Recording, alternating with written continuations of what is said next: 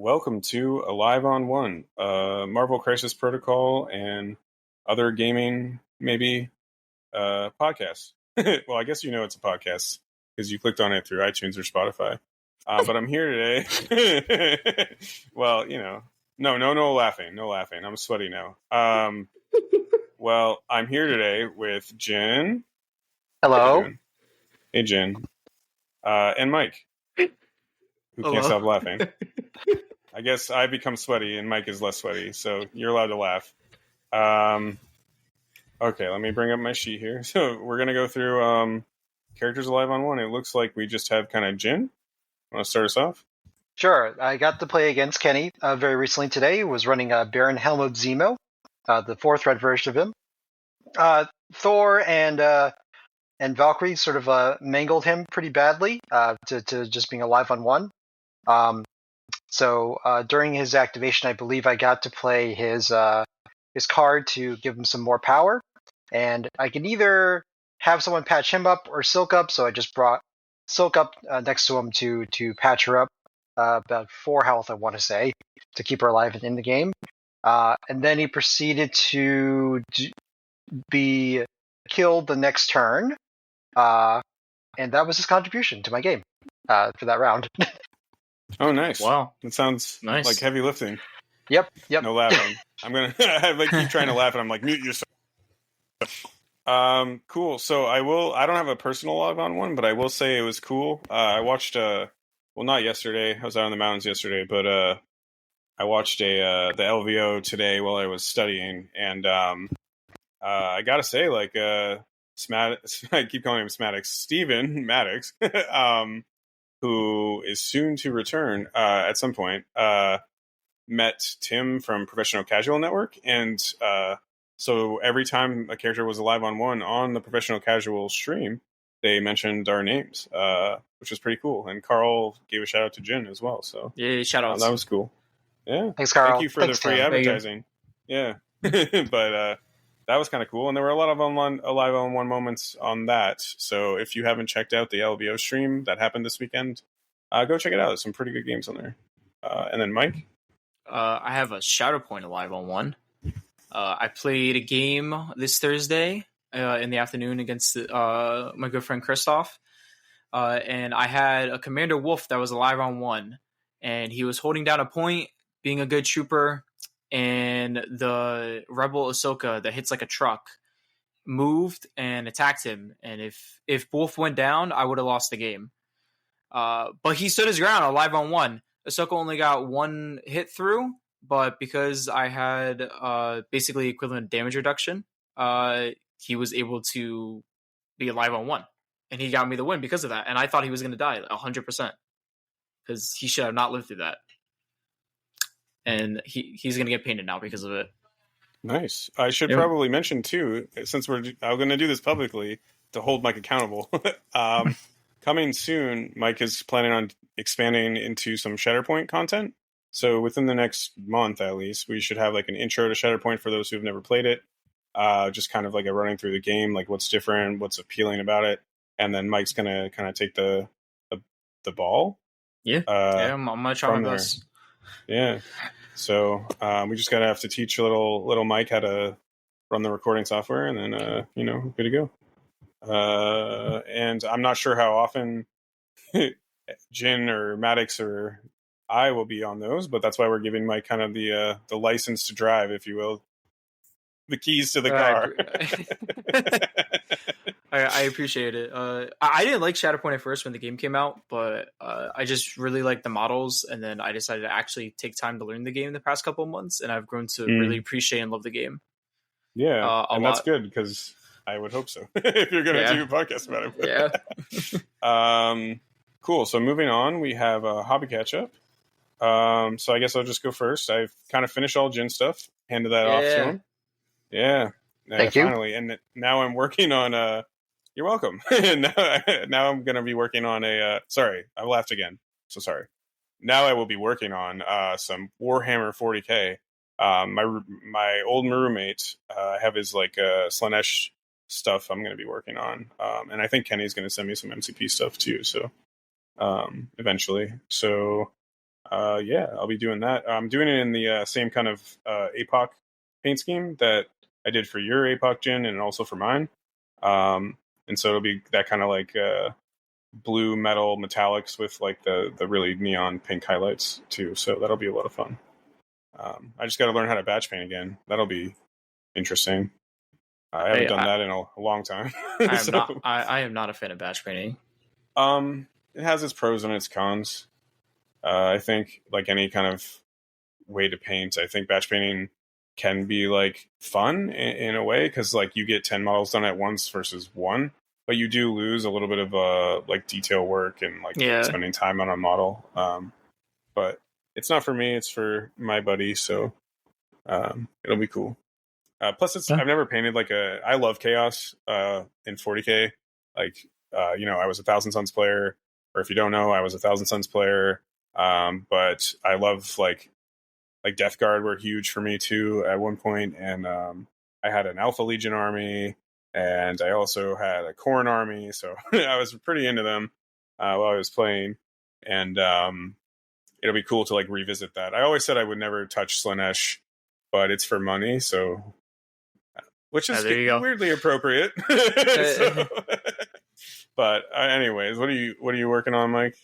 I decided I wanted to get a lot of painting done this week, so I decided to paint one figure every day this week, and I accomplished my goal yesterday. So I started last Sunday. I painted Dengar for Star Wars Shatterpoint, and then on Monday Shakti, and then I painted IG-88s, and then I decided to take a little bit of a break. So I painted one of Jin's commissions. I painted Viper. So now I think I only have one of Jin's commissions left. Yeah, I only have Ormanzola left, and then I painted Mace Windu, General Obi-Wan Kenobi, and Cassian Andor. And that is everything I painted this week. It's a lot. It was a lot. But it was worth it. That's good, though. And Jin, anything hobby-wise you've been doing? Negative. You can move on. Okay. Life stuff. I guess I just have my name here, so we'll leave it at that. Steven. And Jin, anything going on? Sorry, no laughing. Jin, anything going on with you? Yeah, so this has been a long time coming. So I promised my local Terry that I would read this apology. He wrote me something verbatim. This is because I mistakenly attributed the Apocalypse and New Mutants list concept to somebody else, but he actually invented it and brought it to the charity event back in March. We're trying to sweat out cancer. So this is the apology that Terry has written for me. Yep. So this is the apology that Terry has written verbatim. I will not deviate from anything in this word. So please note that everything was written by Terry for me to say. Okay? I, Jin, a Beats-loving Connecticut member of the Sandwich Meta in another state, would like to apologize to my local meta for abandoning pizza for a sandwich and also forgetting that it was one of my local members who brought New Mutants with Apocalypse to the charity event in March. I am truly sorry for this transgression and will work on improving myself. I am okay. Thank you for asking. End quote. Pretty good apology. That's weird. I don't know what the last thing was about. Like, why did? So is this like talking about New Mutants with Apocalypse and not just New Mutants in general? New Mutants with Apocalypse specifically as a combination. Okay, that seems equally as terrible as running New Mutants. But it combines both things you love, Steven. Yeah, they don't work together. It's like putting pineapple on pizza. There's my polarizing statement for the day. Steven, you said no. Listeners, please comment and let us know if pineapple on pizza is acceptable or is not acceptable. Steven thinks that you can't have fun outside of the box. So I need you to write in and tell him if he's wrong. No, haven't they heard? I'm sweaty now. There's no laughing, only notes on every single one of your games. Every action I take, I write down. I'm like, that was good or bad. I have like a whole scaling system now. It's thumbs up, thumbs down, or a frowny face. Sure thing, buddy. Yes. No laughing. Sorry. Completely serious. So, anyway, sorry again, Terry. This is my apology that I owe to you that I'm finally reading on air. I hope that's satisfactory. What a stand-up guy. You did kind of like turn your back on pizza for like a sandwich, though. You know, I'll give him that.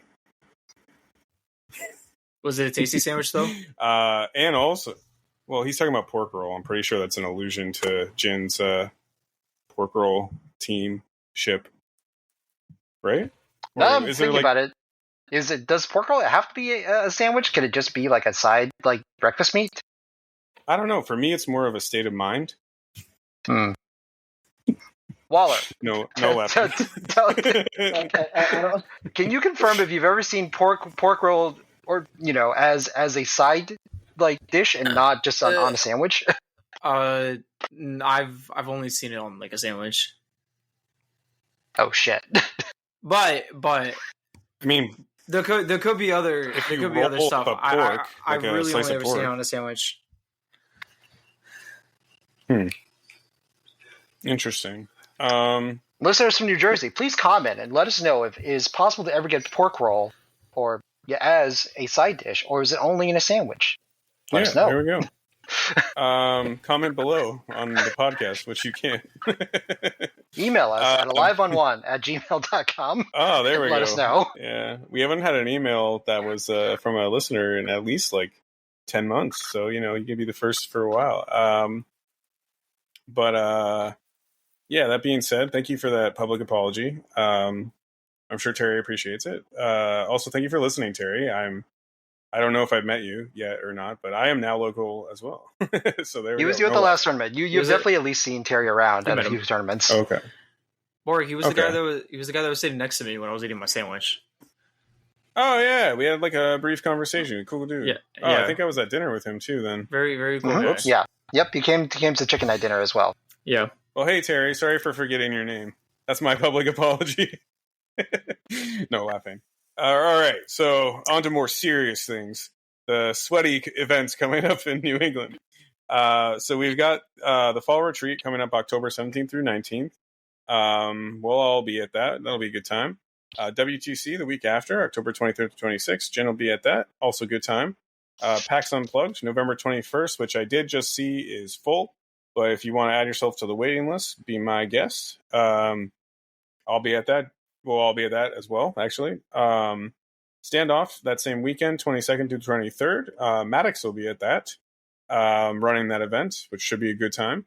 Everwinter, December 5th through 7th. Yeah, I don't know if I have any more to say about that. That's coming up. Captain Con, Warwick, Rhode Island. Singles is January 30th. Team event 31st through January 31st through February 1st. Jin is TOing that along with a local Shane. So get your tickets now for all those events. A lot of them are filling up pretty quickly. So I think the only one here three here that are Standoff, Everwinter, and Captain Con still have like plenty of space left, I'm guessing. Yep, but if you can sign up sooner than later for Captain Con, that will also determine the more prize support that we'll get from the con. So what's that cutoff? I think it's mid-November, I want to say. So if you can sign up before Thanksgiving, at least, please do, because then we'll get more stuff we can give to you all after the end of the tournament. How much are the tickets, Jen? Let's see here. I will let you know, but feel free to move on, and I will let you know in a moment. Yeah, I'm only because I definitely have interest in going to that. I don't know if it's like a team bundle thing or like an individual ticket you buy. Yeah. I reached out to Ben about going to that for teams.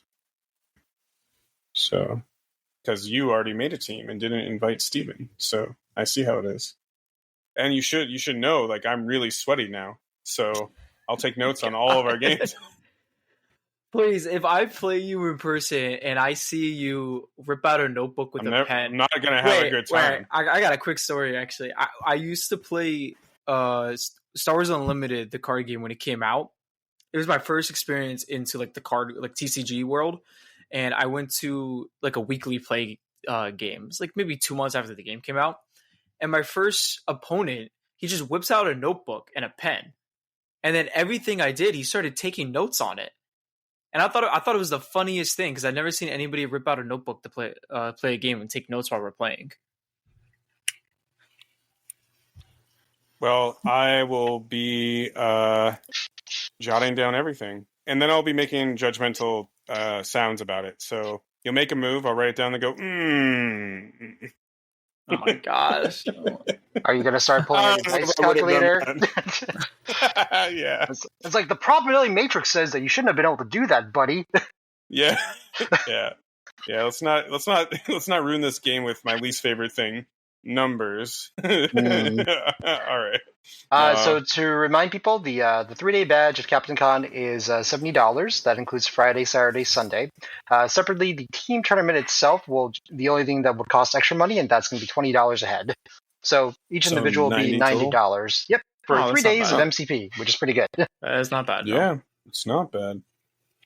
So I'd say link below, but unless Jin reminds me, I'm not going to remember to put a link below. So you can just Google Captain Con. It shows up pretty easily.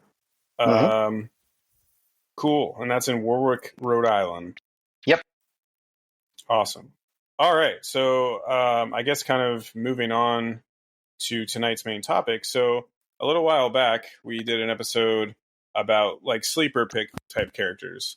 And we thought as an extension of that kind of concept, we talk about objectively or semi-objectively bad characters. So we're probably going to mention some names you've definitely heard of, characters you may have never seen on the table if you're new to MCP, because for obvious reasons, they just don't really stand up to the job. I think we're going to talk about these characters. Sorry, I was just sweating. It got in my mouth.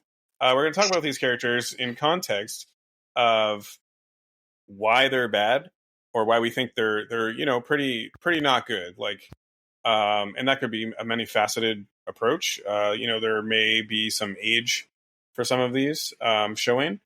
Maybe newer characters with the same alias came out and replaced them, which I know is true for at least two of these. Or other reasons why this may have happened. We are going to talk about where we might use them, though, because I still think it's worth having a discussion about where you could still maybe get some utility out of them.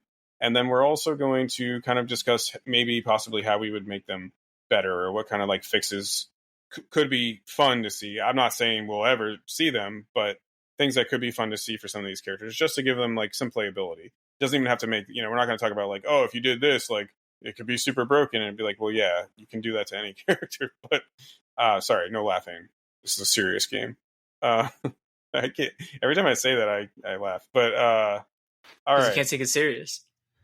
No, I'm really fucking serious. This is MCP. Oh my god, there's nothing else. This guy, he's super serial, guys.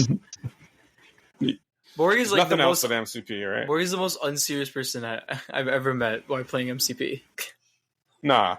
You're gonna feel the sweat drip, listeners. Oh my Just god. Listen. All right, moving on. I guess we'll start with Mike. Do we want to just do like one each, and then we all picked two characters for our listeners out there, but I do think this is just kind of like an open discussion, because some of these are like we've all talked about before, except for Jin picked the weirdest picks. But you can start us off, Mike. All right. So when they came up with this idea, I called dibs on this one character because I love this character in comics and in the movies, which I'm going to talk about Vulture. Oh man, is he stinky? He's like not good, but there is some ways maybe we can use him in some capacity. I like Vulture a lot, as not MCP wise, but as just a character. I loved him. Spider-Man. What was the first one with Tom Holland? Homecoming, whatever it's called. Yeah, Homecoming. Michael Keaton did a great job playing him. I think he's great from the comics, but he is definitely lackluster in MCP. His builder is too short. He dies like a wet napkin. No defensive tech. But a duct is really cool. I thought when his card got revealed, it was really nice because it was a sizeless displacement. But you don't get it a lot because he doesn't have the best way of generating power, because his builder is only range 2 when it probably should be range 3. Hit and run is nice, but it's not better than charge. So what do you guys think about Vulture?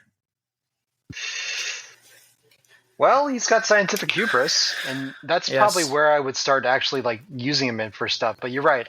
If he didn't have scientific hubris, oh boy, this guy would generate no power No. because like he just goes up, hits somebody, and then he probably dies right Yep. afterwards. Yeah. Yeah. I mean, in this day and age for MCP, just having 3/3 defense across the board, 5 health, 10 total, 5 on the front and 5 on the back, is very, very squishy. The characters like this just don't last now because most stuff hit hard, and he's just so susceptible of being one shot most games. Yeah, I agree. But I mean, the spender is really nice, but again, like it's the power issue, right? It's like he's got a lot of like great things he can spend his power on, but like how does he generate the power and does he live, right? Yeah, I think the spender is the best thing on his card, just because it's an automatic throw and his before damages don't. But other than that, it's not a lot. So some places that he can be good on, obviously, he is Spider Foes, so it's through the lens of Spider Foes first. He could be good on pay to flips, Doc Ock in particular, just because he also has scientific hubris. He's able to generate power off the crits, so he could be a really good pay to flip flipper. And he is a medium base too, so just like all the other Spider Foes or most of them. So pay to flips is somewhere I can see him. Also, Infinity Formula, that's a very good one. That way, after round 1, he can at least have 2 power to start to either do a duck round 2 or do hit and run. So that's another secure. Samples, I would like him on samples. Picking up a sample, that way when every time he goes crit and a skull, he gets power to fund his kit more. Like, his superpowers are not bad. It's just, it's hard to fund it, and he doesn't have the range to get there initially, since his builder's only range 2. It makes me think that you have to have like a M-Cron or like a Infinity Formula situation, like you called out, right, to get stuff like to work. Yeah.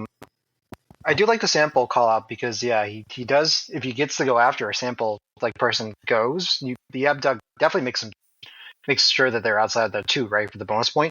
Mm-hmm. Yeah. No, definitely. Other places, Professor X to generate power, and then also Inhumans is a good place. A lot of power leaderships, honestly. Most power leaderships would be good, but just like any other character in the game. Another place that he might be juicy in is Thralls of Dracula, just because he can give out bleed on his builder.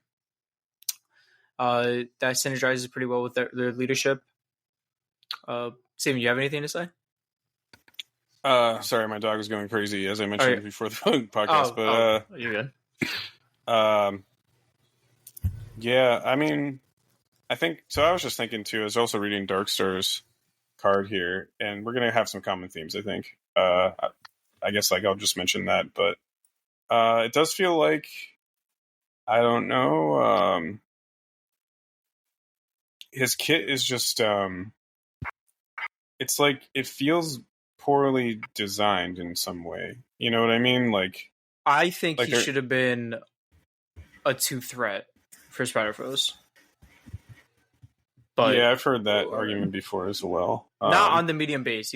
I think he should have been on a small base long move, but he's not. You get rid of the abduct power, and I think he's not. Yeah, talking. Yeah. Well, yeah, it have to be both the abduct power and the Skylight Hunter because, like, if you give him displacement, he'd be in a crazy 2 threat actually. Yeah, but we're not. Like, he's not a 2 threat. I do have some notes. Let me find it because I took notes on the characters I picked for changes. Give me 1 second. I do want to shout out the Michael, while you're doing that, the Michael Keaton Vulture is like one of my favorite MCU characters of recent invention. So they did a really good job with him. And he shows up at the end of Morbius. I was watching Morbius the other day, and I was like, wait a minute. I don't know if they actually got Michael Keaton to come in and do the voice, but because he had his mask on the whole time, and they could have easily been anybody. But he did show up at the end. He's like, Morbius, Spider-Man, gotta kill him, some shit like that. So okay. So I found. Here we go. So a couple of changes. So the most basic one that I came up with is his main problem is his builder. I think if you change his builder, we're talking a completely different character. I would make it range 3, and then if you want him to have a range 2 attack, make his spender range 2. Just flip their ranges. because it's hard for him to get the suspender anyway. And instead of a wild, you have two things. You can either make it range 3, or if you want to keep it range 2, instead of being a wild bleed, I was thinking maybe you do a wild pierce. Because he's like slashing you, to help a little bit more getting that power. So there's two ways. You can make it range 3, or you can give him a wild pierce. Another thing that I came up with, which I think might be cool, is when an enemy character ends in movement within range 2 of this character, he can make a rapid strike attack against it for 2 power. You can out of activations attack. So this is with the range 3 or the range 2 version? If you want to keep it range 2, I think. Or no, well, you could do either or, but it's if they end their movement within range 3. I mean, not range 3. If they end their movement within range 2, he can make an attack. Yeah, I don't hate it. It fits into the theme of Spider Foes, right? With these reactive ping damage or attack damage attempts. Yeah. Yeah, and if he had a pierce, then that would definitely give him more opportunities, right, to get the power. Yeah. Another cool thing that I thought, you can have, if you want to make it spicy. So you guys know how King Black Bolt just came out, and he has kind of a synergy. He has synergy with the Inhumans, as he is the Inhuman superpower at the start of his activation, can move condition. I was thinking you can have a range on him while he's say range 3 of this character. If he's within range 3 of a Spider's Foes, another Spider Foe character, he can reroll one of his attack or defense dice once per turn. That would be pretty nice. Cool. Yeah. And then another one they still have. I was just saying that they still haven't tied an ability to characters affiliation list yet. For the Black Bolt one's interesting because you have to actually have the Inhumans trait to benefit from his thing. So, for instance, he doesn't give a condition off of Quicksilver, for instance. Yeah. He only is the characters with the Inhuman passive power. And then that's kind of a cool space for game design. Yeah. Oh, yeah. Also, we can talk about anything this episode. By the way, to you two. But I kind of like that idea of that kind of character space, character design space of opening that up. I thought they would have that more in this game, but they really don't. I guess because it's so flexible with the roster building, but I wish they did have more of that. If you're with a range of certain characters that's a part of the same affiliation, you get XY bonus or something. Because a lot of games have that. Ooh, if they had a passive that reroll that keys off of Scientific Hubris, so it'd be for himself and for Doc Ock 3 threat, that'd be pretty sweet. Oh yeah, a team up thing. Yeah, that would be pretty cool. Another one I have is I call this one Wing Evade for 2 costs when targeted by. I took these characters serious. This guy, you were sweating hard. He wrote an actual name for this. My God. Yeah, I told you guys when I came up with the characters this whole week, I was trying to think how we can make them better. The characters I picked. You take note. You're taking notes now too, so Oh yeah, sweaty. Let the sweat pour, baby. Yeah, oh yeah. It's rain and sweat. This is just a kind of little thing we do. So Wing Evade costs 2 when targeted by an attack. My thought process is something like Taskmaster. So if this character is targeted by an attack, the second time by a character that already targeted him, he can spend 2 power to advance short. And if he is still being targeted, if he's still within range of the attacker rolls 1 fewer attack dice.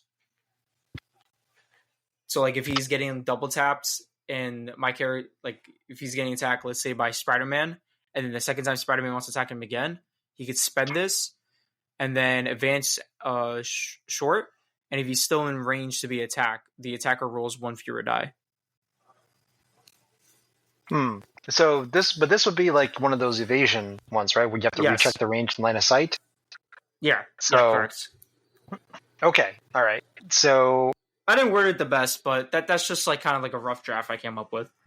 Yeah. I mean, obviously, if you had that would be really nice. But again, you're working with very limited health pool, right? So yeah. It's the easiest answer is just give him rerolls for defensive or something like that, but that's boring. So I wanted to come up with something a little bit different. like I said, the two biggest thing with him is power economy and defense attack. He has neither. I think if he gets one or the other, then he's a little bit better. It doesn't necessarily need both. It'd be nice to have both, but he definitely needs one, either to be able to generate power easier or be able to defend himself easier. Because he doesn't really do anything. I really like a duct. I think a duct is fine. The last thing I came up with after seeing Elsa, you can make it so he can just has the same thing as Elsa, so you can do hit and run twice. So he's like zooping across the board. That would definitely be more thematic, I think, which I don't even know if they nailed. I guess like there's also the theme question here. I don't even think they really nailed like how I imagine Vulture as a character with this card. You know, Abduct is the only really thematic thing I see on this card. But yep, yeah. Does Vulture have projectiles? Like, can he throw his pinions at people? Like, kind of like a Archangel kind of dealy? Not that I don't believe so. No, it's a guy that flies. Jin, what is a pinion? I mean, it's the English way we spell out Chinese, but beyond that, you've never heard of pinions before? No, I honestly haven't. Don't you have a bunch? Now I'm. Do I check my balls or something? So the pinions I'm talking about are the feathers, or like feather-like like structures that you'll see in a lot of superhero things that people can throw at people. So like Archangel, like in the X-Men comics, like will throw his metal the knife feathers right at people. Yeah. Okay. Is that like the real English for that? Yeah. So PIN, like ION. ION. I'm learning a new word. Yep. Oh yeah, they're like, they have them on like pine trees and stuff too. Mm-hmm. I see. Pinyon pine is a species of plant. Google's telling me.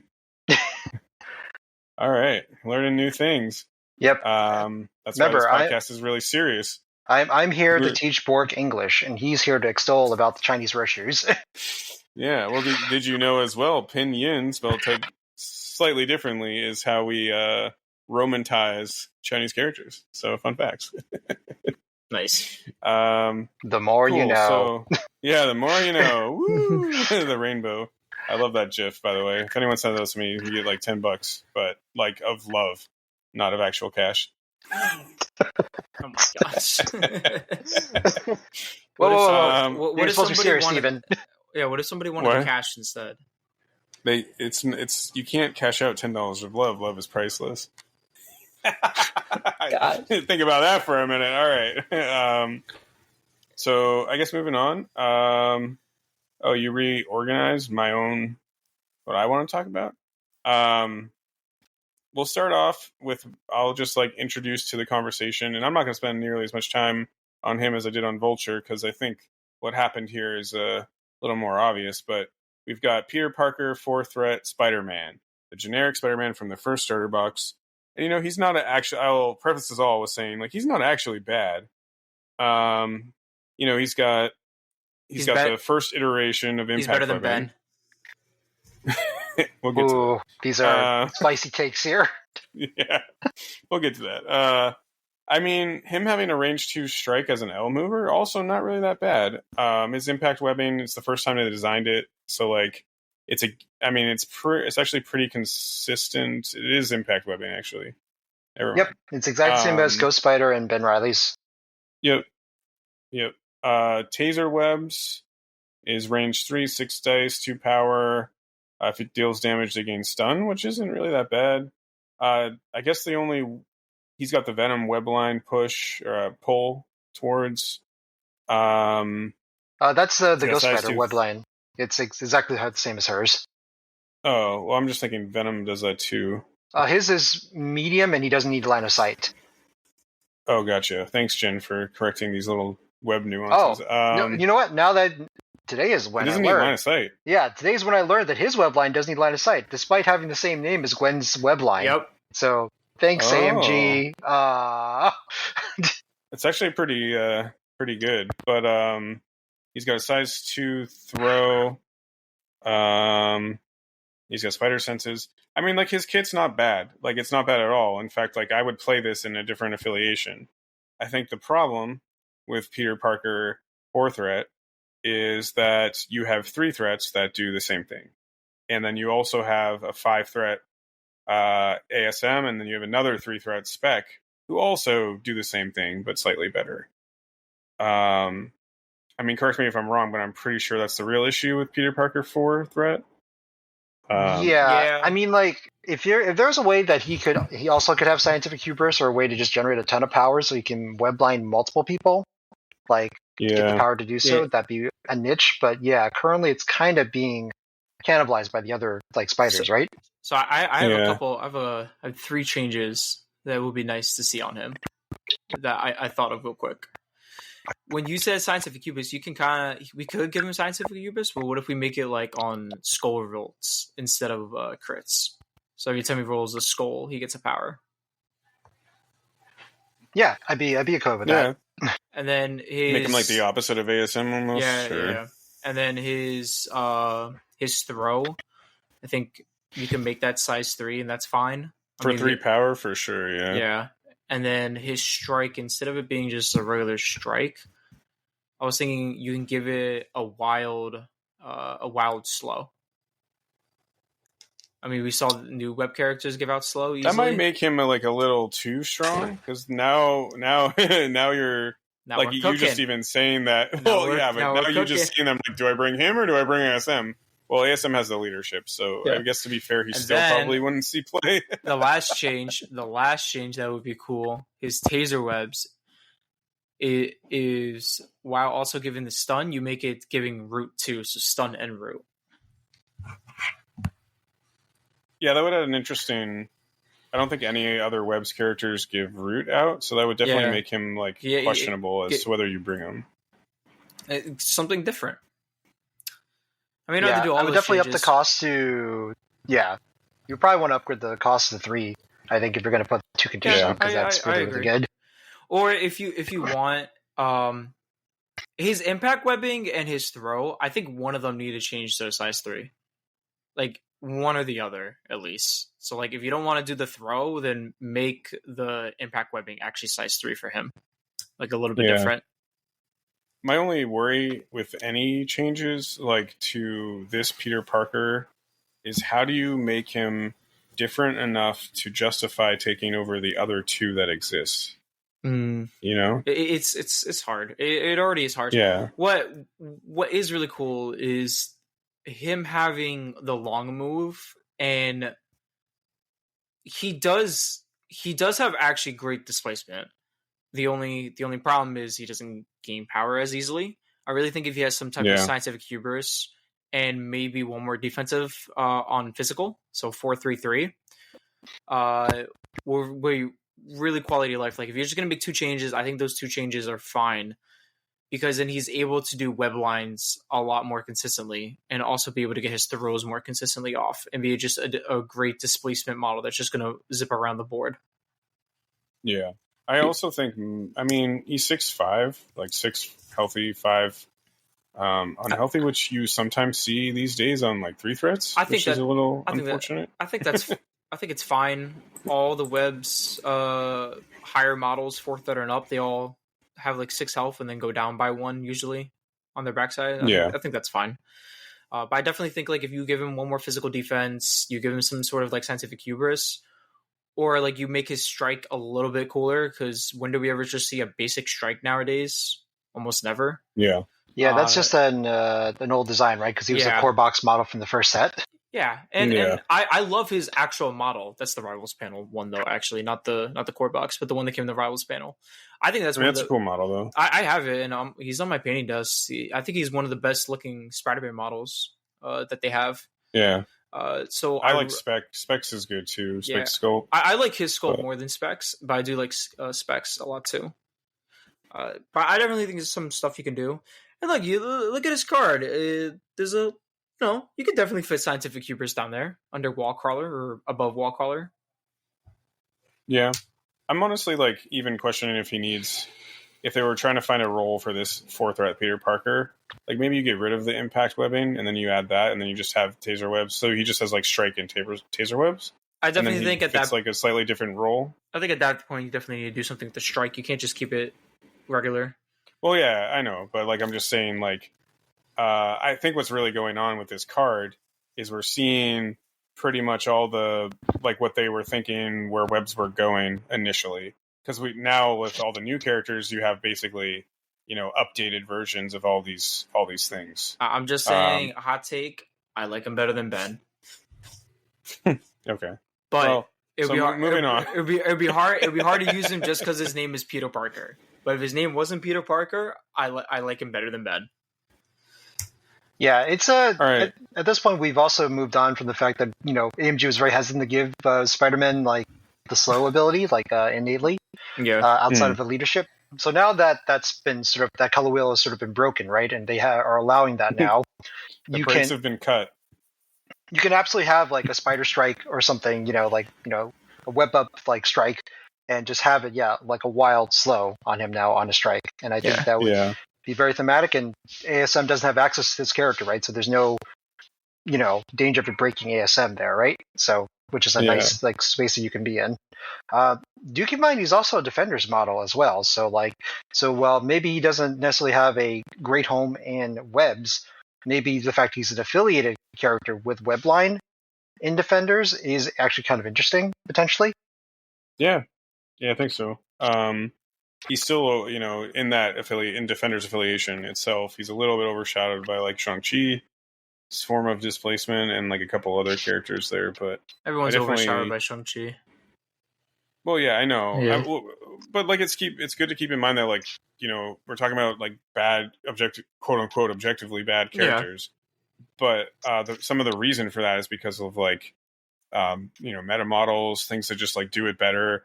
Again, like the aliases with different names. I will say it does feel like in general AMG has cut. This is a good time to bring up this conversation because something happened over this weekend that made me like be like, why? Even though I'm playing the affiliation, it does feel like AMG has cut the brakes on a lot of their restrictions for balance. For example, I know Jin, like the card itself is pretty balanced, but that Silk card that just got spoiled this weekend about giving her a steal. I read that and I was like, that's great, but like I also thought at the same time, why? Like I don't think that card is necessary, to say the least. But here we are. Black Cat's very underplayed in webs, Bork, and we need to make sure that you have a reason to take her with the new models now. Yeah, we definitely need another reason to take Silk as well. Because she's not just good on her own without the steal. Dude, I don't get why they gave her a steal card. It's just it's like you said. It's like cool, but why she didn't need it? Yeah, and am I going to take webs, it? Yes. Like this is great, but yeah. It also begs the question, like, why are you doing this? Like, that is not something that Web Warriors, that Silk needed of all models. Because now I can have Miles, Silk, and Black Cat, which I've already running most games anyway, like with 3-threat Miles. They already have 2 steals right there. Why not put in a card to give me a 3rd steal? Yeah, and spoiler alert, you're going to see a lot of Silk and webs, and probably elsewhere. Oh, dude, she's so nasty. Yeah, let's not even get into it. She's nasty. She's my new crush. Yeah, she's not broken though. She's not broken, magic. But she's nasty. What is that meme of like the guy looking away from the other girl? It's just like magic and Silk. By magic. Yeah, I found a new person. My God. Okay, so moving on. So let's talk about Crystal, Jin. All right, well, speaking of ASM, I am looking at these characters in the new context of the ASM leadership, which is now going to be more popular. So I'm going to talk about Crystal, and like, I don't know, what are your guys' first impressions of Crystal at the moment? I've always wanted to take her in like certain lists, and then she just never makes the cut. Right. So I thought initially, before we knew anything about APOC, that she would be a good splash there. Still think that to a certain extent, but I think he is fine and needs like other splashes to like solve different problems. But like I think she's like, I don't know, looking at her cards and like handing out conditions, being able to attack 4 times, like seems like okay. She's a noodle. Yeah, so you can get like a 3rd attack, right? Well, actually, yeah, if you got 8 attack or 8 power, I guess you could, through the course of the turn, yeah, you could potentially. Oh wait, no, this is once 3 per or 4 turn. times. Nope, it's once per turn. Oh, 3 Elemental times. Onslaught's only once per turn. But within this, though, you have an Area 1 gainer, and you also have a Beam 3 gainer as well. So Area 1 is not something you see very often. I was hoping I was going to see Earthshaker come into play more, but really, unless 2 people are like on an objective, it's very hard to actually do that. But that's a 5 dice gainer with a reroll and stun on a wild, which is not something to be skimped on, Oh no, it's good. It's pretty good. It's just hard to get off because it's Area 1. Yeah. 1 is actually hard to get to in a lot more than you think, but not for some people. But for Crystal, I think because she doesn't have any out of activation movement, she does have a long move in flight, which is pretty good. But she has to move around the board relatively honestly because of that. 5 health, each side 3s across the board with a human reroll is like okay, but not the most durable platform that's on her. But the thing is that she has a range 4 energy attack that gives out slow, which is really good because it can kind of ruin Shang-Chi's day because you can attack him from outside his range band, which is really, really nice. Give him a slow. Or you walk up to a point, fire the hydrokinesis off, assuming you're under ASM's leadership, right? To give somebody a slow, and then you can use the leadership to get that displacement, which she doesn't have access outside of the Hurricane Blast. But it's more guaranteed displacement, right? Which is much nicer, especially if it's like a size 3 or above, because before she only could displace size 2 people. Otherwise, you're still better off using the Hurricane Blast. That makes sense. Yeah, it's funny you bring this up because I have been looking at like splash characters potentially for like ASM leadership, and Loki 1 and her have like kind of been thought tanked in my mind. But the problem is real. Well, we don't have to get into the problem with whips, but yeah, that like move L, be on a point, hit with the slow beam, and then bump someone off is like pretty appealing because you're going to gain the power to do it anyway since it's a gainer. So that doesn't sound like terrible. Nope. Why do you think she's bad, Jin? Because she dies really easily. Yeah, that's her only problem. That's basically it. Well, obviously she has no so like action compression, but like she's just like a soggy noodle. She just goes down. But her attack, she's got the same vulture issue here. Yeah, her attacks are. I like it a lot. I mean, like even though they're all only 4 dice, the fact that she can make a 3rd one and they all do different things, so you can pick them. I've actually used a lot of Crystal when I first got into the game. I used to splash her a lot just because I thought that was always cool. And then her, where you can't shake certain conditions off, if you're within 3 of her, does catch people a lot off guard. Hold on. Yep. Weird interaction here. While we're speaking about that, the elemental empowerment power. Does that mean when? Oh no, sorry, never mind. It's a shake action. Yep. You're looking at when you bump them from ASM. Oh yeah. They take it off because it's not an action. Correct. Yeah, it's not a shake. But let's say you have Blade or somebody that like would be able to pay the power right and just do a shake. You wouldn't be able to do that there. She may be pretty good into like the Thor 1 matchup under ASM because they just shake with that. So it's not a shake though with the Thor. They just remove a condition, which is really funny because I just got to play against Kenny recently under Thor 1. So while he was able to remove the slows bit by bit, the fact that like Crystal kept throwing out more slows between her gainer and also the leadership itself from ASM, that means that there was a lot of pressure, and then like even Thor 1 couldn't remove all the slows over the course of the game. Wait, you were using? So I played that matchup recently. You're splashing Crystal? Yeah, I was splashing. Yeah, that's cool. Yep. Jim does homework before we record these. Yeah. So. No, I do, Jin. Like you're onto something there with maybe not necessarily Thor 1, but like any leadership that's going to remove special conditions.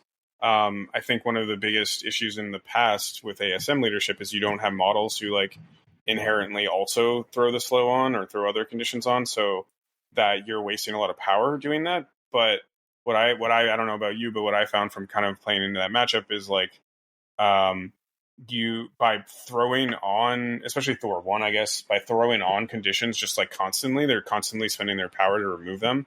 and then it actually is hurting them in the long run for their power economy, especially if you're only attacking the characters that are necessary to attack. So like Thor 1 doesn't like, get you insane amounts of power because he's constantly removing slow.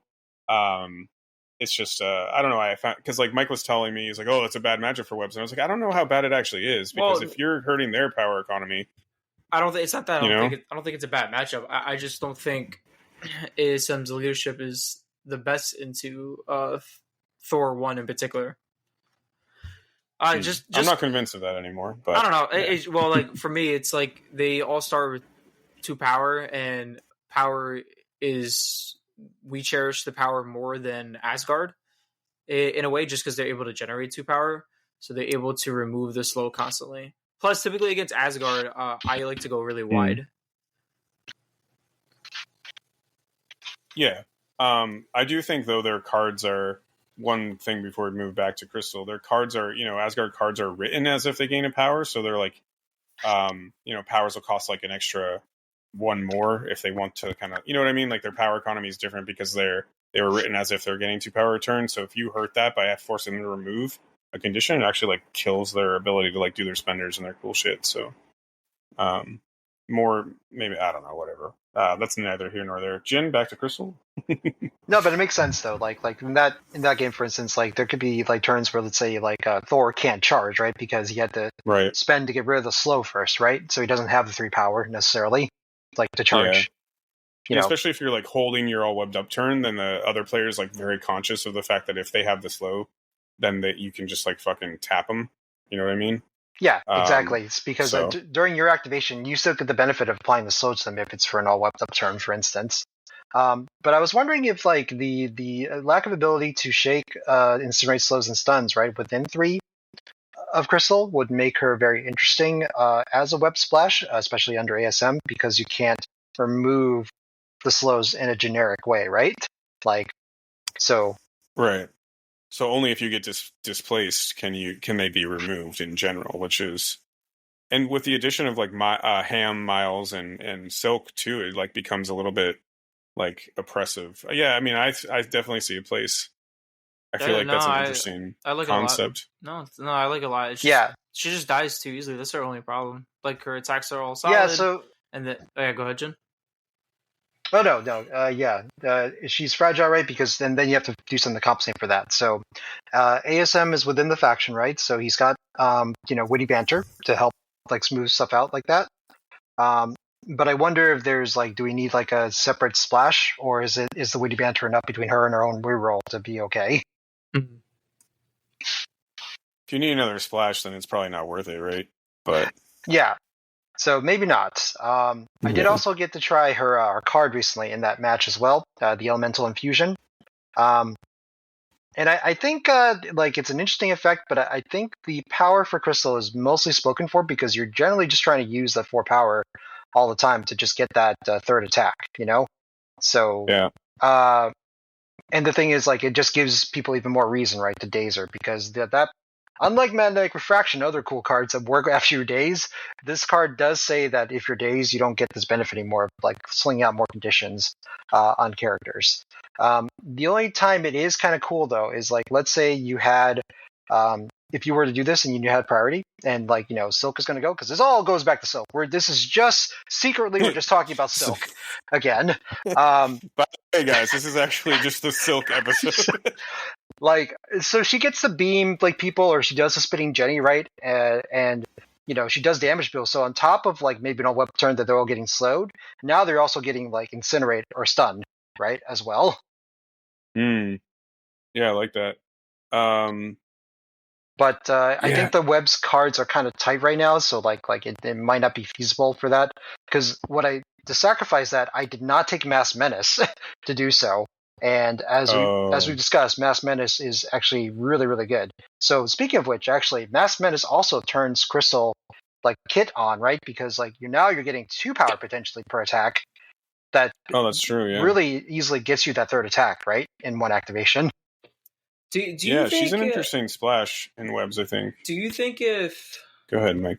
Do you think if they made her Shaker area 2, like as say they're to change her, that's like the only change, do you think that opens her up a lot more? Mike, that would be too much. Dude, like a range 2 5...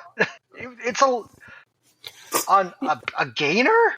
Yeah, but you got characters that do like beam threes, like 5 dices all the time. Yeah, but area 2, even on a small base, that's a huge area. Like at least a beam, you have to line people up. You know. That's true, that also means she can move to an objective, and no matter where she's standing while holding that objective, she can hit people with her beam. I almost would want them to do, if that's the case, just make it like a beam 2. I think that attack's fine. Area 1 seems okay to me. I think it's really just a health thing, but she does, we are moving a little bit further towards a timeline of design here where she does, well, no, wait, I say that, I'm remembering Vulture comes out after her. She does have a defensive reroll, which is, that's better than nothing. Yeah, that's better than the other characters. Well, no, sorry, that's better than Vulture that we talked about. Better than Vulture, yeah. That we talked about. It's better than Vulture, and he came out like 2 years later. So yeah, I mean, like more defense dice, it doesn't have to be in his extra ability. I think like more defense dice or more health, like somewhere, like would be okay for her. She's not like super resilient, I would say. Otherwise, maybe the magic touch, the 6/5. Yeah, maybe 6/5. Hey, AMG, if you want us to use more Earthshaker, you should give her some more health. That's all I'm saying. No, if you want us to use more Earthshaker, just make it area 2, 7 dice. Boom. That's it. Mike's design spaces. How do we make this character broken? How do we fix them? Sorry, no laughing. All right, cool. You just take out all the attacks and you just have that one Earthshaker attack. That's it, Mike. Oh, yeah. It just, if she uses Earthshaker, you just make Earthshaker, spend 3 power, and kill your opponent. That's it.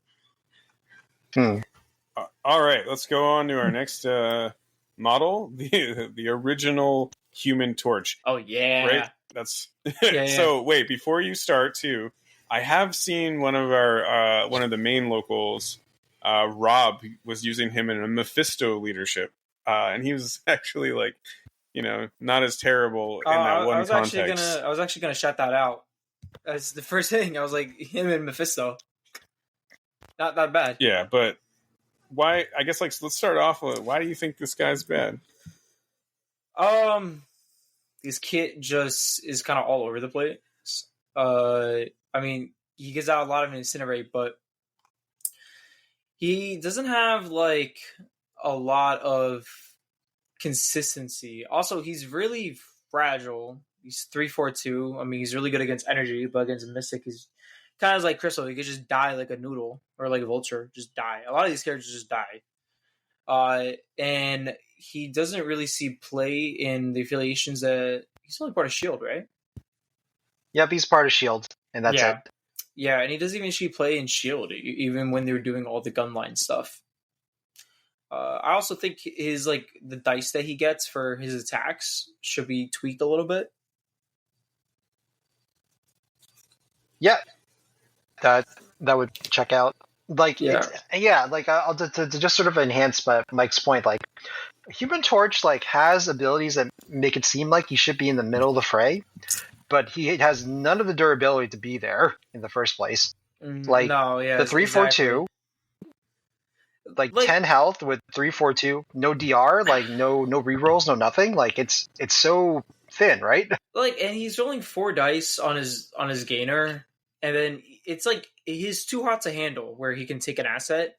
It's cool, but he has to be within range 2 of them, and it's okay, and it incentivizes you to move up and be within range 2, but then he just folds when he's right there. His play pattern is very I don't want to say confusing. It's just there's not very good structure. Well, if it doesn't make sense, it is therefore nonsensical, i.e., nonsense. Yeah. Sorry, no laughing. All serious. So someone go ahead. So here's what I'm seeing is okay. So the control burn is really what everything is supposedly balanced around, right? When this character ends an activation, it gets 1 power for each character within 2 with the Incinerate condition, right? Oh yeah, I've heard changes around that. Yeah, so now it's and he's got Hidden Run, right? So what is AMG asking us? It's we should walk with this guy, get a bunch of power, and then you do a Hidden Run with them, and hopefully that's good enough to you line up your beam, right? And then you just go ahead and do that. So either you do the gainer or you do the spender, which is just the beam too. but the beam 2 also like kills you, like, and you're so fragile to begin with. So it's like it doesn't make any sense to me why it just randomly does damage to you. You know? I don't get it. I mean, I love it. Like, it just makes this character ridiculously dumb. But yeah, why that clause? Sorry, no laughing. Serious. That clause is unacceptable. No, it's really dumb. Why would you? Yeah, why would you do damage to yourself? So why is it a beam 2? I don't know. It just doesn't make any sense. So a couple of things to tweak him. One, I'll make his burn baby burn 5 dice. Make it a 5 dice. Also, his control burn, instead of range 2, I'll make that range 3. Just up his range. And then I'll give him something, the similar thing as to Vulture, where after an attack targeting him, their person gets Incinerate. And then if they already had Incinerate, they suffer a damage. Okay. Yeah, no, I mean, yeah, it would just like, so you don't cannibalize like the effects, right? And you're moving towards a Shatterpoint style. I guess so. Yeah. I guess a little bit. I guess. I mean, I was just thinking, like, you could just, how like Electro has a thing with the shock, that you can have something similar with Incinerate. But I definitely think the big thing is like make his builder 5 dice. Also, I guess make his Nova Burst beam 3. It's just the beam 2 doesn't make any sense. The most amount of characters you can hit in is 2. Yeah, and you got to stop giving him damage. Otherwise, if he can't like stop the damage, like let's say you intend him to do that, like let him, like, I don't know, like the way that Warlock like eats terrain for health. Maybe he can pull off like fire from people, right, to get health back or something. Yeah. Like, or some sort of design thing to get health. He needs to be more durable for the close range he needs to be in. Like, and that's the thing that really confused me about this kid. Everything here is like, you got to be close range, but like I said, you're 10 health with no damage reduction, like, and very bad defense dice, like, as a whole. Yeah. I mean, like, probably, I don't know, would you put DR in this model? Like, I don't think he needs. I don't think he needs DR, but I guess maybe a different type of defensive tech. Because maybe they should just rotate him out. My God, Rudy be rotating him out.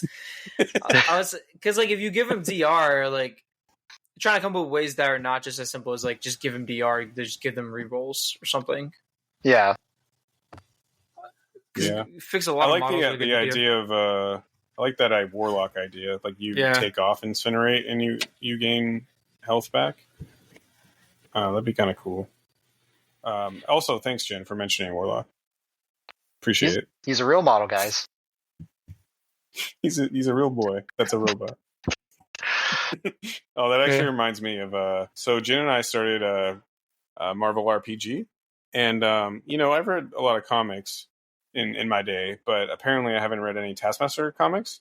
So the entire time, I was playing Taskmaster in the demo game, and the entire time I kept going beep boop, boop. And I found out later through my colleagues in that game that Taskmaster is not a robot. Surprise, Borg. He's not a robot. I was like, wait a minute. I think it's because I watched that movie, the Black Widow movie, and that's my... oh, man, yeah. There is such an uproar about that character, the way they were portrayed, so... yeah. I know, but I got it in my head that Taskmaster was a robot. So. No, I'll be here all day. Yeah, it was really funny because when we're playing, like we were just like, why isn't Steven being more quippy with Taskmaster? He's very quippy, actually. Oh, talking about me behind my back.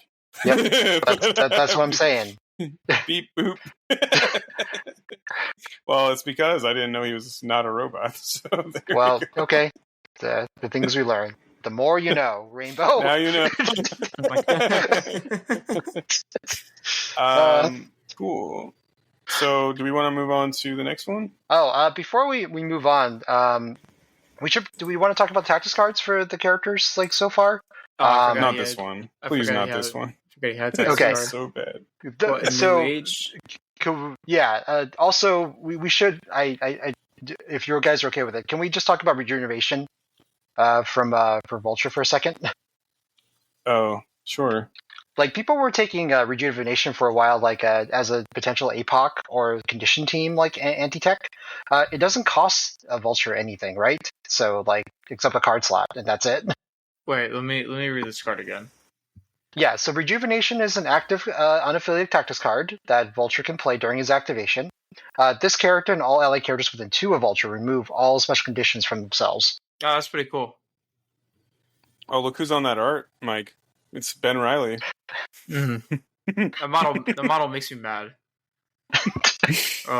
He's the epitome of rage bait. The model just makes me rage every time I put him on the table. It's a great model, though. Oh, I spent 5 hours painting him, and I did a lovely paint job. And he's awesome, but I purposely did a lovely paint job because I knew he was just going to sit on my shelf. And sorry, Matt Alex. That is where he is. But yeah, I was. What do you guys think? Like, do you think rejuvenation gives? No, a I spot? actually really like this card. So if they ever update Vulture, I can see this card making year 10. Okay, fair enough. Yeah. Yeah. I also think like the fact that it's unaffiliated, it's like pretty big here because that means if you Vulture Splash, you can have access to remove conditions, and not a lot of teams have that available to them. So maybe he does give a spot in potentially Dracula list for its condition heavy teams. Because Dracula doesn't have like tactics cards inherently besides the leadership, right? So there's more room to bring the character tactics cards like there. Yeah, something like that. Yeah, for sure. Okay. Anyway, back to Human Torch, New Age for Shield. Oh yeah. Is anyone tempted to take Human Torch in Shield because of the card? No, Jin, I'm sorry. Okay. Yeah. Maddox was telling me that he loves Human Shield and Shield. Or Human Torch and Shield. He's like, it's his favorite character outside of Steve Rogers, Captain America, Steve Rogers. Wait. Man, that whole box is his favorite. Play-wise or model-wise? I'm just kidding. I'm teasing Steven. He does not like these models, just to make clear. The Human Torch model is phenomenal, though. Well, so is that Steve Rogers. The rules just are not great. So, anything else? Yeah, New Age is not good. I mean, it's kind of like, what's that? Maddox and I had an episode where I was talking about Taskmaster with heavy firepower. This is like heavy firepower plus Incinerate. So, I mean, it basically is kind of like all webbed up for Shield, right? Yeah, I guess. Because, like, it's a little bit better than heavy firepower. Yeah, so it's a little better because there's a pulse of Incinerate, right? Which is kind of nice. I mean, the problem is only he can play it. Yeah. Yeah, and the other problem is that, like, outside of him, I don't think Shield has a ton of access to regular Incinerates. Yeah, and also you're looking. There's only energy attacks, right? So all webbed up like powers up every spider person's like attacks, no matter what their type. The fact that says this is limited to just energy attacks can be kind of rough for Shield, because I think about Shield and it's like who do we have? It's like Hawkeye, like Iron Man's, like those are my primary like thoughts when there's like energy attackers, right? Oh my in Shield. God. Yeah, that's pretty much it. Honorable mention here though, or on the topic of Shield about bad models.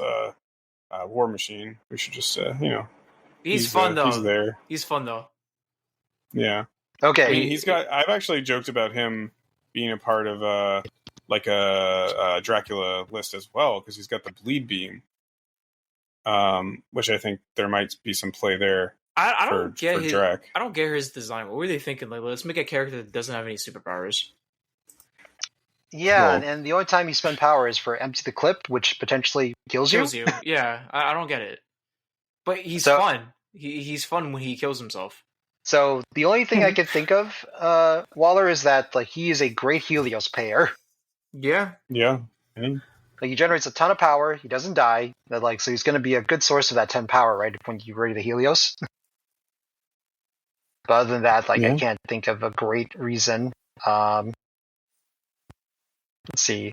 Yeah, the only other energy attackers are like random stuff like people have grenades, so like Winter Soldier 2 has concussion grenades, Agent Venom's got the incinerator grenade.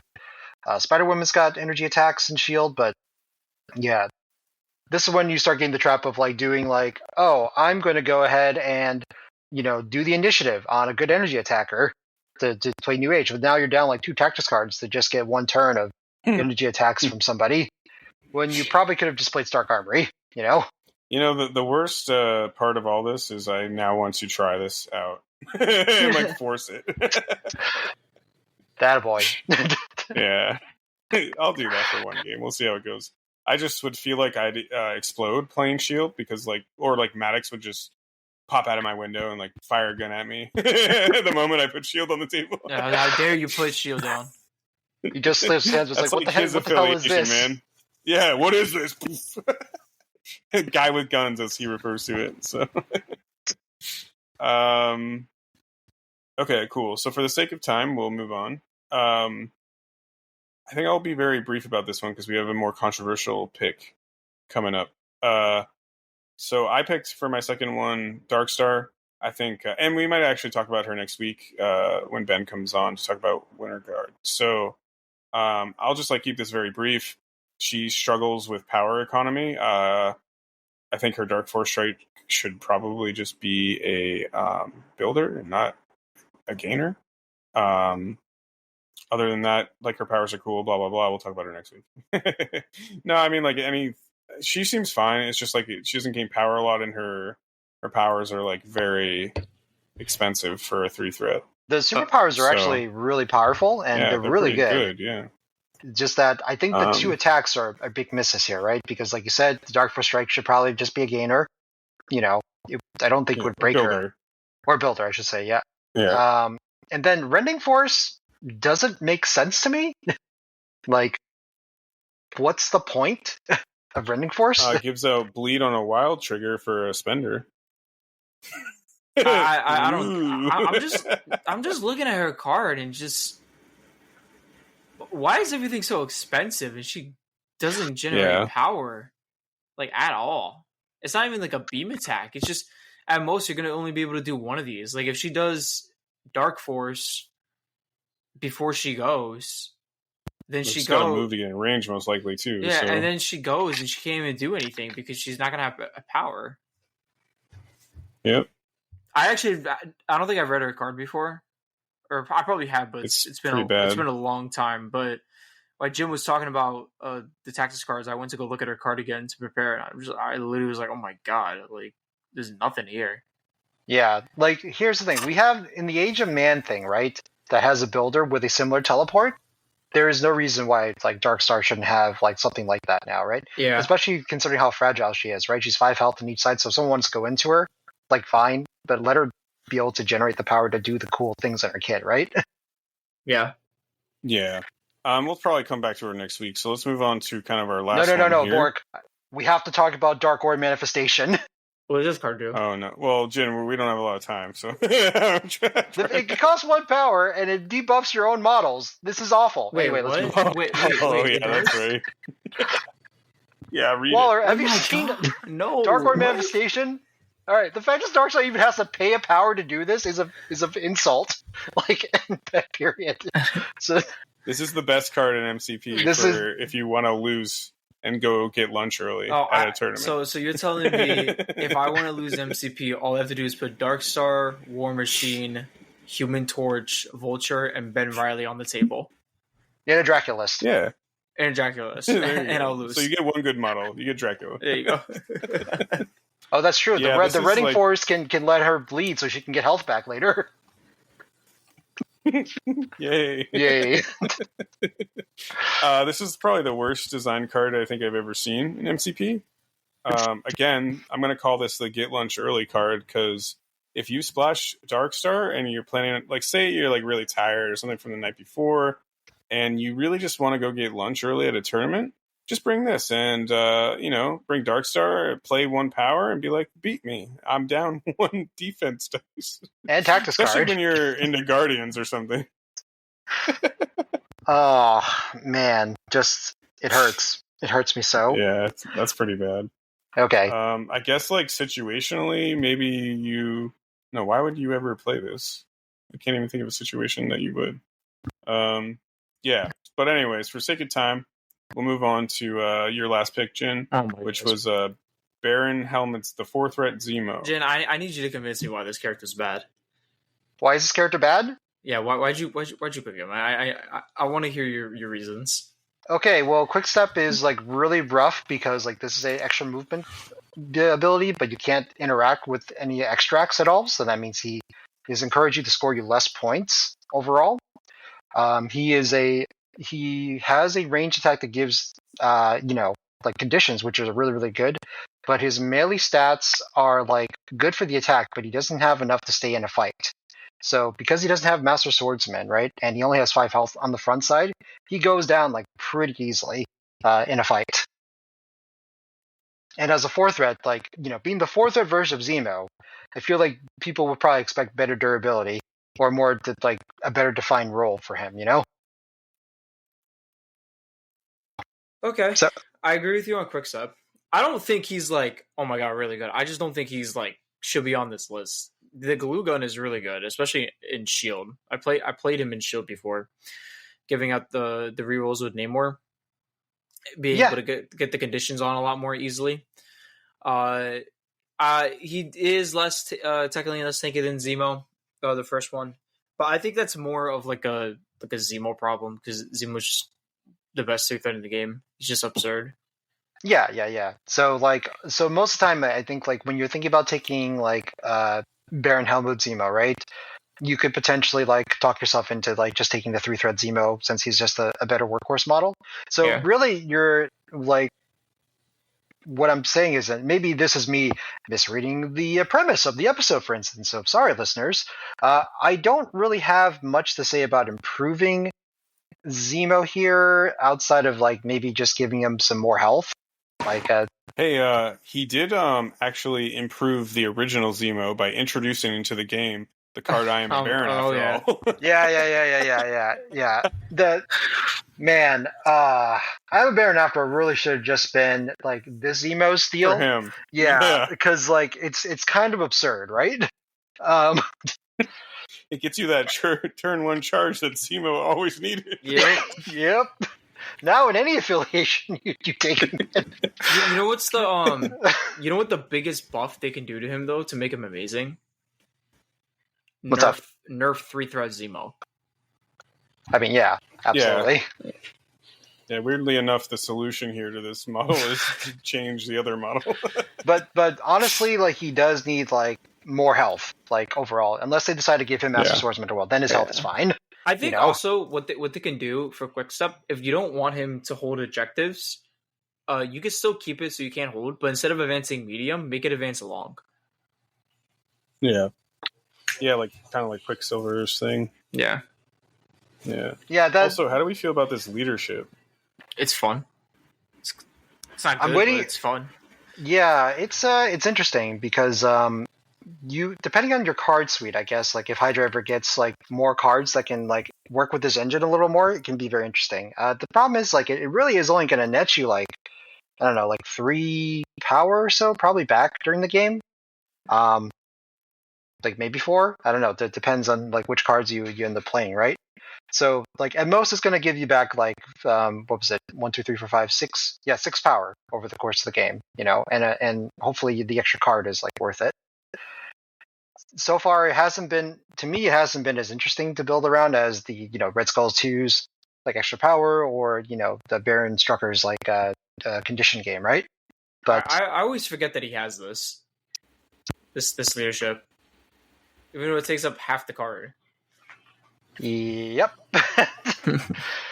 So I don't know. Like this is one of those things where like it's like I there feels like there could be something here in the future, but that depends on what cards they release for Hydra or any of the affiliated characters, right, that are in Hydra.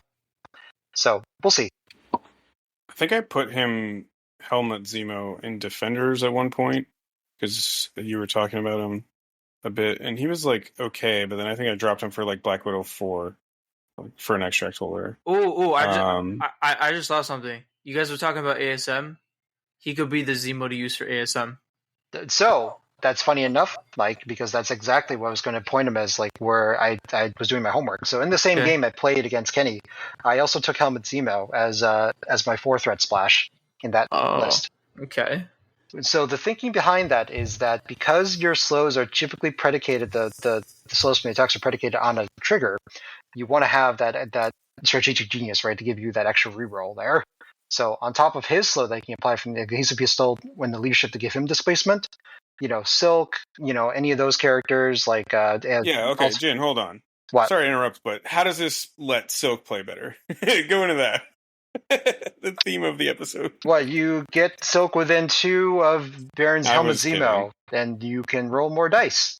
I Yes. get it. You guys just want to have an hour-long conversation of Silk. Yep. You know what? I'm here I for it. actually do.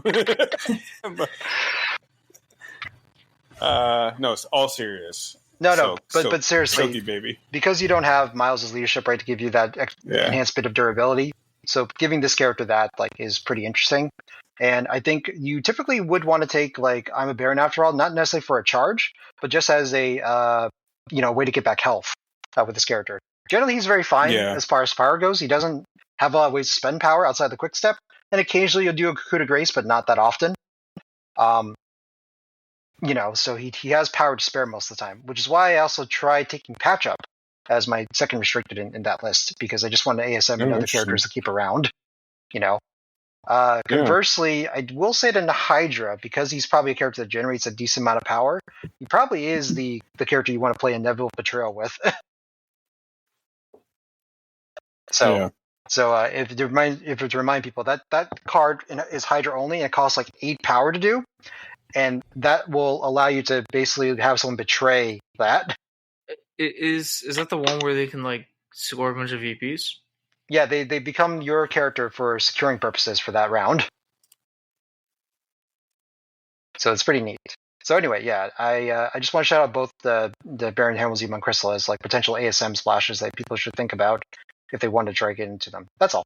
So that's it. Nice. Yeah. This is a good I was choices. looking at Inevitable Betrayal. Yeah. Do you want to talk about Ben Reilly, Mike?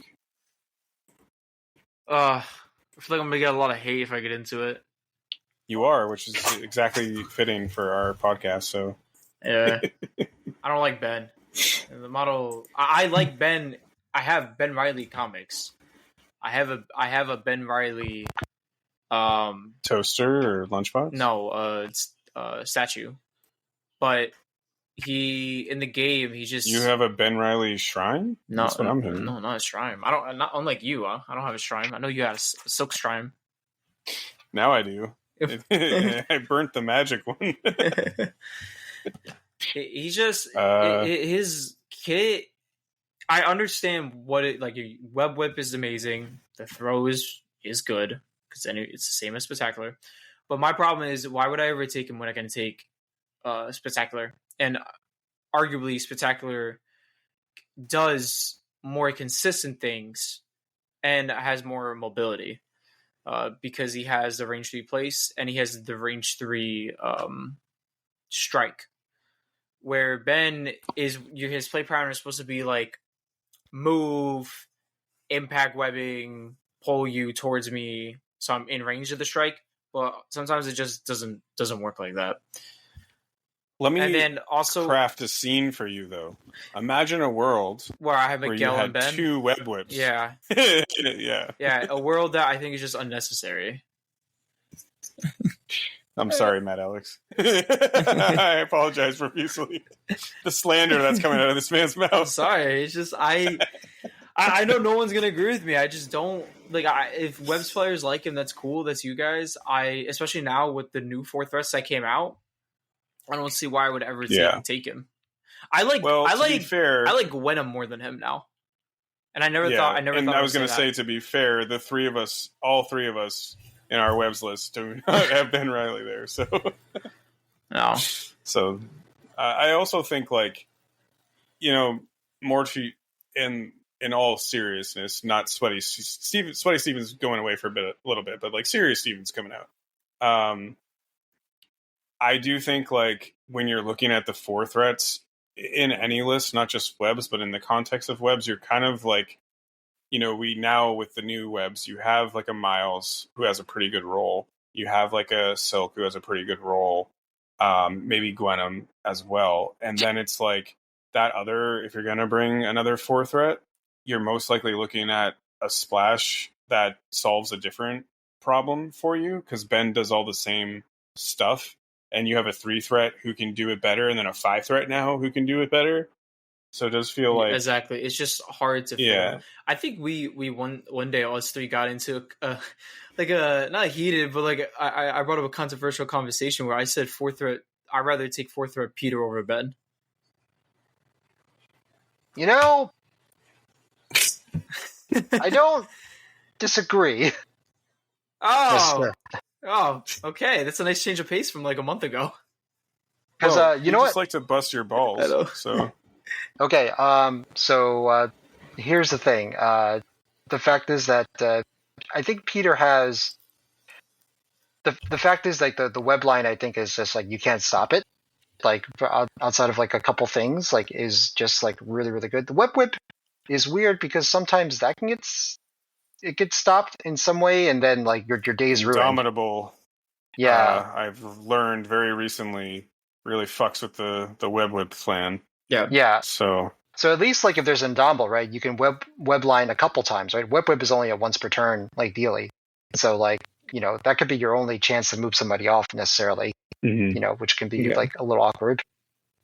But yeah, the fact is like Scarlet Spider should be more mobile, and he's not as mobile as I would like him to be for who he is. And he doesn't have any like tankiness to. I mean, he's got spider sense, but like he's just one more. Noir's got that DR, and Noir is like now like if you're going to use Scarlet Spider as your medium mover webs, you're going to take Noir. So or Miguel. So like this character was designed at a time as he seemed to be. Oh, he's going to be the fighty web model.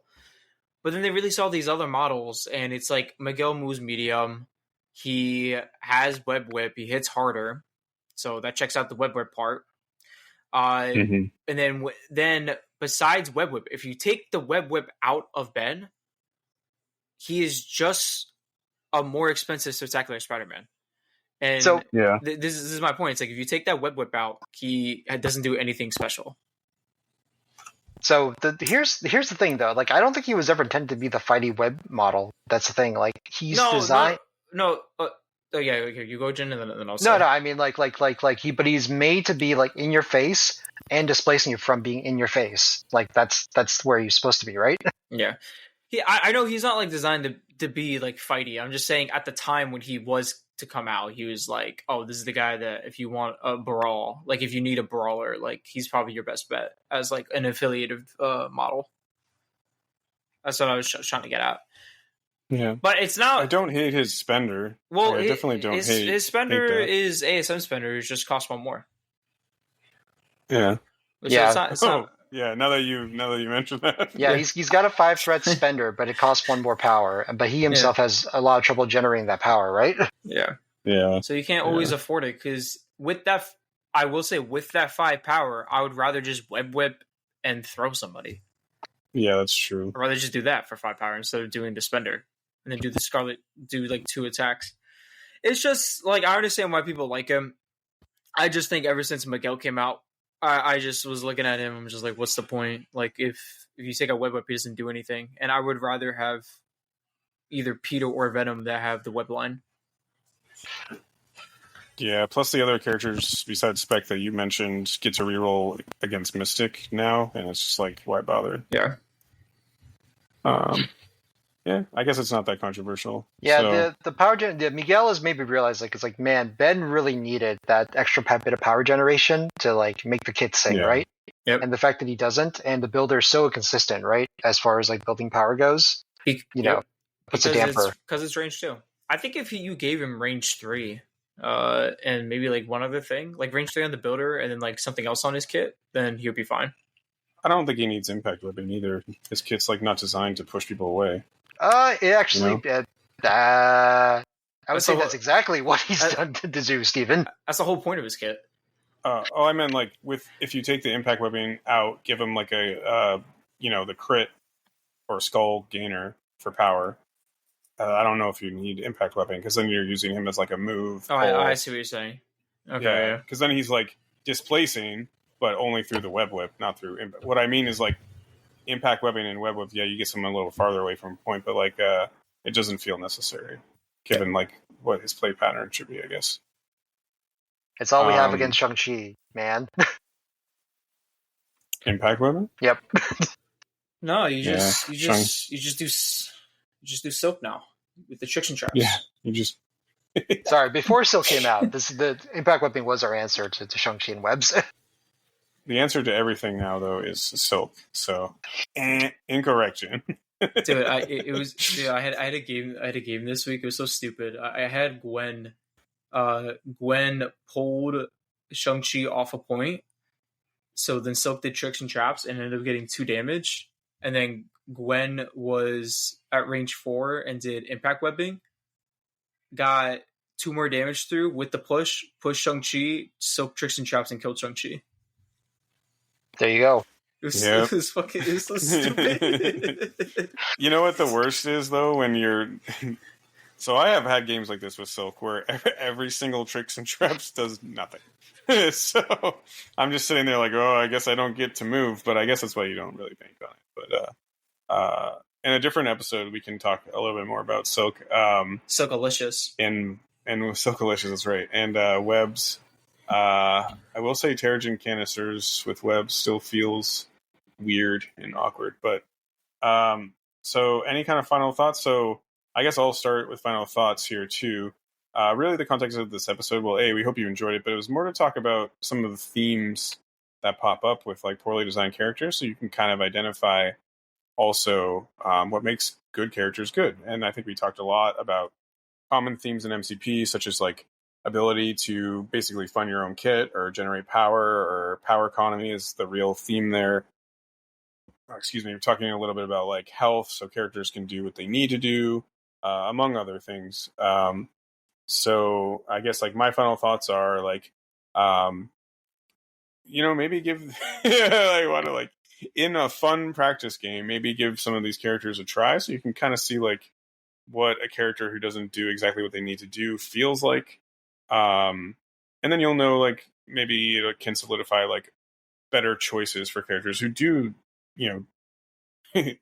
do what they need to do. But yeah, I guess any kind of final thoughts from either of y'all? I will say Jin definitely convinced me to try Crystal and ASM. Yeah. And Jin? In the sense that, yeah, we can look at characters, especially if they have an older design philosophy that just doesn't quite work these days, because it's like, a character, you usually can look at the holistic of their kit and you're just going to ask what they're trying to do. And it's like, okay, I see what this character's trying to do, but then they just can't generate the power for that. That leads to characters having problems, right? We touched very briefly on Scarlet Spider. We talked about Darkstar, like having that issue, but Vulture, right? So like, that sort of things. But then there's other characters where, maybe, with new leaderships or new play styles that are coming out, or even old leaderships that are getting like enhanced now, maybe take a second look at some of the models and see if they can fulfill a niche that, that they are better than ever, right? And so, there's a couple of ways you can think about it that way. But there's 220 characters in this game right now, so like, hopefully you have the tools to look at them and see if there's something that you would like to include in your roster. Yeah. And I will say one small thing too is like in preparation for this episode, looking through all the characters, it's a pretty small list of ones I'd consider like bad. You know what I mean? Mm-hmm. I felt like that was more enlightening than anything, was looking through and trying to find people that were like quote unquote bad, because you're looking through that long list of 200 characters and like most of them, I'm like, oh, I see like a role there or like something there. So I think that's probably overall too, as like a general theme, that's like a good state of game type of issue to have. So yeah. All right, if there's nothing else, you can follow us at Alive on One on our Instagram and Facebook. You can email us aliveon1@gmail.com. Our affiliate, Huge Miniatures, will be a link below. There's a link below to RSMP and GameStore Guardians as well. Check them out, and Jin's on RSMP. I did that all from memory, so I don't think I'm leaving anything out. No, I think you got it. Finally. It only took me over a year. And with that, thank you for listening. Hope you had a good time, and Godspeed, Silk. No, Silkalicious. Oh, sorry. Correction. Godspeed, Silkalicious. Thank you.